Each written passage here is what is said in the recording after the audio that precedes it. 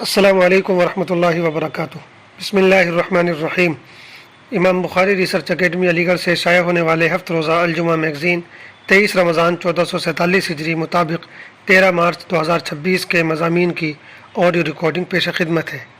پہلا مضمون ہے رمضان کی اصل کمائی، محمد فرید حبیب ندوی۔ مختلف کاروبار کے الگ الگ سیزن ہوتے ہیں۔ جب کسی کاروبار کا سیزن آ کر گزرتا ہے تو تاجر حضرات حساب لگاتے ہیں کہ ہم فائدے میں رہے یا نقصان میں، ہم نے کیا کھویا اور کیا کمایا۔ اسی طرح رمضان نیکیاں کمانے کا سیزن ہے۔ نیکی کے تاجر اس مہینے میں زیادہ سے زیادہ نیکیاں کمانے کی کوشش کرتے ہیں۔ وہ روزے رکھتے ہیں، قرآن مجید کی تلاوت کرتے ہیں، تراویح پڑھتے ہیں، صدقہ و خیرات کرتے ہیں، اور بہت سے خوش نصیب رمضان کی راتوں کا بڑا حصہ عبادت میں گزارتے ہیں۔ کچھ وہ بھی ہوتے ہیں جو آخری عشرے کا اعتکاف کرتے ہیں۔ غرض یہ کہ ہر کوئی اپنے اپنے طور پر زیادہ سے زیادہ نیکیاں کمانا چاہتا ہے اور اس کے لیے کوشش کرتا ہے۔ لیکن کیا آپ کو معلوم ہے کہ رمضان کی اصل کمائی کیا ہے؟ یقیناً روزہ، تراویح، تلاوت اور صدقہ و خیرات یہ سب بھی رمضان کی کمائی ہیں، لیکن ایک چیز اور ہے جو ان سب سے بڑھ کر ہے، اور وہ ہے مغفرت اور خدا تعالیٰ کی رضامندی۔ بہت سے لوگ ایسے ہیں جو اس مہینے میں بڑھ چڑھ کر عبادت تو کرتے ہیں، لیکن ان کے اندر کوئی خاص تبدیلی پیدا نہیں ہوتی۔ یا تو وہ ماحول کے اثر کی وجہ سے یہ عبادتیں انجام دے لیتے ہیں، یا محض ظاہری طور پر یہ اعمال کرتے ہیں، مگر ان کے دل اخلاص اور خدا کی یاد سے غافل ہوتے ہیں، جس کی وجہ سے انہیں مغفرت اور خدا کی رضامندی حاصل نہیں ہو پاتی۔ چنانچہ ایک حدیث میں نبی کریم صلی اللہ علیہ وسلم نے ارشاد فرمایا ہے کہ بہت سے روزے دار ایسے ہوتے ہیں جنہیں روزوں سے بھوک پیاس کے علاوہ کچھ حاصل نہیں ہوتا، اور بہت سے راتوں میں عبادت کرنے والے ایسے ہیں جنہیں مشقت کے سوا کچھ نہیں ملتا۔ مسند احمد حدیث نمبر 8693۔ اسی طرح ایک حدیث میں 3 لوگوں کا ذکر ہے جنہیں حضرت جبرائیل نے بد دعا دی اور آپ نے ان پر آمین کہی۔ ان میں ایک وہ شخص ہے جسے رمضان کا مبارک مہینہ ملے اور پھر بھی وہ اپنی مغفرت نہ کروا پائے۔ مسند بزار حدیث نمبر 6252۔ اس لیے ہماری کوشش اس پر زیادہ ہونی چاہیے کہ ہم اس رمضان میں اللہ پاک کو راضی کریں، اپنی مغفرت کروائیں اور اللہ سے اپنا تعلق مضبوط کریں۔ یقیناً اوپر ذکر کیے گئے اعمال بھی مغفرت اور اللہ کو راضی کرنے کا ذریعہ ہیں، لیکن ہوتا یہ ہے کہ کبھی کبھی یہ اعمال ہم اس طرح انجام دیتے ہیں کہ ان میں روح نہیں ہوتی، وہ بے جان ہوتے ہیں۔ اس لیے ان اعمال کے ساتھ ساتھ 2-3 چیزوں پر اور توجہ کی ضرورت ہے۔ نمبر 1، سب سے اہم تو یہ ہے کہ ہم ان اعمال کو محض رسم یا دکھاوے یا ماحول کے دباؤ کی وجہ سے انجام نہ دیں، بلکہ پورے اخلاص اور محبت کے ساتھ اللہ کو راضی کرنے کے لیے انجام دیں۔ حدیث میں آتا ہے جس نے ایمان اور ثواب کی نیت یعنی اخلاص کے ساتھ رمضان کے روزے رکھے اور راتوں میں عبادت کی تو اس کے پچھلے گناہ معاف کر دیے جاتے ہیں۔ بخاری شریف حدیث نمبر 37 اور 38۔ نمبر 2، سب سے زیادہ توجہ توبہ اور استغفار پر کریں۔ اپنے گناہ گار ہونے کا احساس کریں، اپنی نافرمانیوں کو یاد کریں اور اللہ تعالیٰ سے سچے دل سے توبہ کریں، آئندہ گناہ نہ کرنے کا پکا ارادہ کریں اور زیادہ سے زیادہ استغفار کرتے رہیں، یعنی اپنی زندگی میں مثبت تبدیلی لانے کی فکر کریں۔ ورنہ ہوتا یہ ہے کہ رمضان گزر جاتا ہے تو ہماری زندگی بھی پہلے کی طرح ہو جاتی ہے۔ اس لیے اس بار یہ کوشش کریں کہ اپنی زندگی میں تبدیلی لانی ہے۔ نمازوں میں کوتاہی ہوتی تھی تو رمضان سے پابندی کی عادت ڈالیں۔ کسی گناہ میں مبتلا تھے تو اسے چھوڑ دیں۔ یہ سوچ لیں کہ میں ایک نئی زندگی شروع کرنے جا رہا ہوں، نیکیوں والی اور گناہوں سے پاک۔ اور ظاہر ہے کہ رمضان سے بہتر اور کس مہینے میں نئی زندگی کی شروعات ہو سکتی ہے۔ نمبر 3، دعا کا خاص اہتمام کریں۔ بندے کو اللہ کے قریب کرنے والی سب سے اہم چیز دعا ہے، لیکن دعا بھی سرسری نہ ہو، بلکہ اللہ کے سامنے خود کو محتاج اور ضرورت مند اور بے بس بنا کر اس سے مانگیے۔ اس مہینے میں دعا کی ایسی کثرت کیجیے کہ اس کی عادت پڑ جائے۔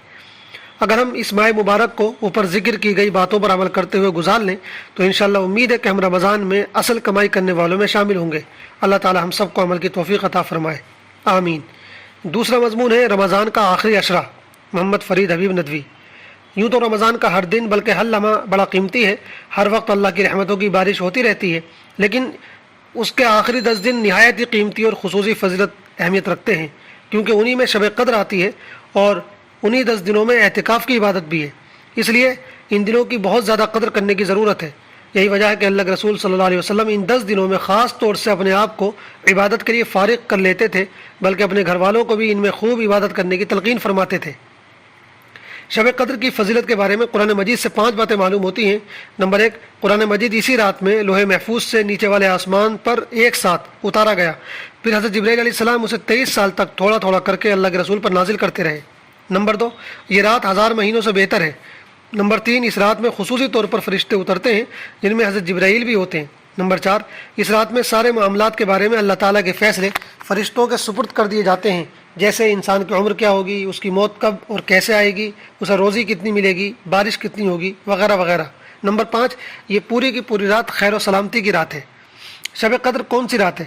قرآن سے اتنا تو معلوم ہوتا ہے کہ شب قدر رمضان میں آتی ہے، لیکن رمضان کی کس تاریخ میں آتی ہے اس کے بارے میں قرآن نے کچھ نہیں کہا ہے۔ البتہ بخاری شریف میں حضرت عائشہ کی روایت ہے کہ اللہ کے رسول حضرت محمد مصطفیٰ صلی اللہ علیہ وسلم نے ارشاد فرمایا، شب قدر کو رمضان کے آخری 10 دنوں کی طاق راتوں میں تلاش کرو۔ بخاری حدیث نمبر 2017۔ اس لیے رمضان کی 21ویں، 23ویں، 25ویں، 27ویں اور 29ویں راتوں میں اسے تلاش کرنا چاہیے۔ خاص طور پر 27ویں رات میں تلاش کرنے کی زیادہ کوشش کرنی چاہیے۔ حدیث سے معلوم ہوتا ہے کہ شب قدر کو رمضان کی 27ویں رات میں تلاش کرنا چاہیے۔ مسند احمد حدیث نمبر 4808۔ دراصل اس رات کو متعین کر کے اس لیے نہیں بتایا گیا کہ پھر لوگ صرف اسی ایک رات میں عبادت کرتے جو شب قدر ہوتی، بقیہ راتوں میں عبادت پر توجہ نہیں دیتے، اس لیے اسے غیر متعین رکھا گیا تاکہ لوگ اسے ہر رات میں تلاش کریں۔ اب بہتر تو یہ ہے کہ ایک مسلمان رمضان کی ہر رات میں شب قدر کی تلاش کرے اور اسے عبادت سے آباد کرے۔ جو لوگ کم ہمت ہیں وہ کم از کم آخری عشرے کی ہر رات میں ایسا کریں، اور جو اتنی ہمت بھی نہیں دکھا سکتے وہ کم سے کم آخری عشرے کی طاق راتوں میں کوشش کریں، اور جو یہ بھی نہیں کر سکتا وہ کم از کم 27ویں رات ہی میں کر لے۔ گویا اللہ تعالیٰ سب کو نوازنا چاہتے ہیں، اب یہ ہر شخص کے اوپر ہے کہ وہ خود کتنا تیار ہے۔ شب قدر سے ہم کیسے فائدہ اٹھائیں؟ اللہ کے رسول صلی اللہ علیہ وسلم کے بارے میں آتا ہے، جب رمضان کا آخری عشرہ شروع ہوتا تو تلاوت، نماز اور دعا وغیرہ کی مقدار میں اضافہ کر دیتے، خود بھی عبادت میں مشغول رہتے اور گھر والوں کو بھی مشغول رکھتے۔ حضرت عائشہ کہتی ہیں کہ جب رمضان کا آخری عشرہ آتا تو رسول اللہ صلی اللہ علیہ وسلم عبادت کے لیے کمر کس لیتے، خود بھی جاگتے اور گھر والوں کو بھی جگاتے۔ بخاری شریف حدیث نمبر 9141۔ اس لیے شب قدر میں خوب عبادت کرنی چاہیے، خاص طور سے عشاء، تراویح اور فجر کی نماز جماعت سے ادا کریں۔ اسی طرح پوری رات نماز، قرآن کی تلاوت اور مختلف ذکر و اذکار میں گزار دیں اور اپنے رب کو راضی کرنے کی کوشش کریں۔ آپ نے ایک حدیث میں ارشاد فرمایا، جو شخص ایمان اور اخلاص کے ساتھ شب قدر میں عبادت کرے گا اس کے اگلے اور پچھلے گناہ معاف کر دیے جائیں گے۔ بخاری حدیث نمبر 1901۔ اس رات میں خاص طور سے دعا کا اہتمام بھی کرنا چاہیے۔ کوئی بھی دعا مانگی جا سکتی ہے، لیکن روایت میں ہے کہ حضرت عائشہ نے اللہ کے رسول سے پوچھا، اگر میں شب قدر کو پا لوں تو کون سی دعا کروں؟ آپ نے فرمایا، تم یہ دعا کرو، اللہم انک عفو تحب العفو فاعف عنی۔ ترمذی حدیث نمبر 3513۔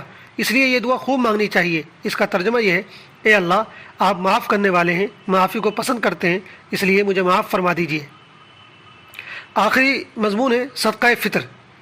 اللہ تعالیٰ نے اپنی خاص مصلحت اور حکمت سے اس دنیا میں مال و دولت کے لحاظ سے ایک کو دوسرے پر فضیلت بخشی ہے، کسی کو مالدار بنایا ہے تو کسی کو غریب، لیکن ساتھ ہی اللہ تعالیٰ نے مالداروں کو یہ حکم دیا ہے کہ وہ غریبوں کو حقیر نہ سمجھے بلکہ ان کی مدد کریں۔